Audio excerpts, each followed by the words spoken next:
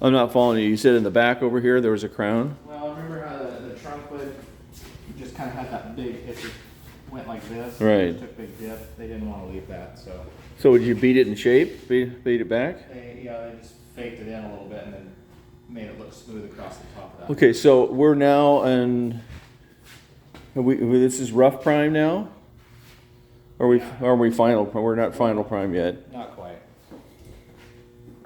Just a few more things the painters weren't quite happy with. God, look at this damn thing. How many times have we messed around with that?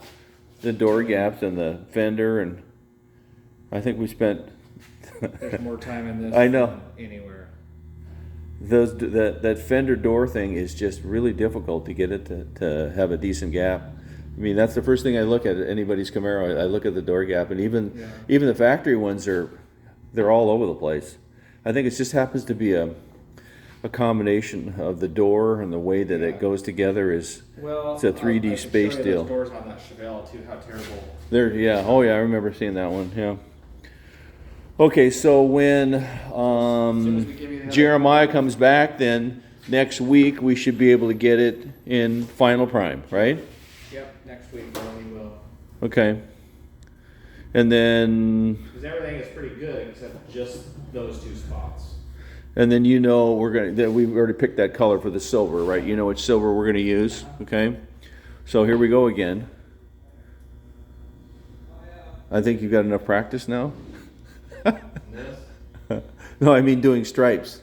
Oh, yeah, stripes. Aaron, he's done a lot of stripes. Yeah, no, I think it's. And I guess when we're done, we'll talk about the pros and cons of the, of a new body like this versus getting a factory one. I don't know.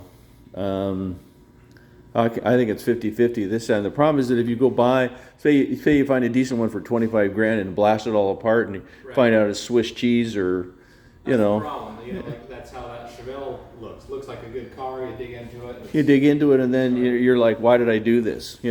So we thought that this would be the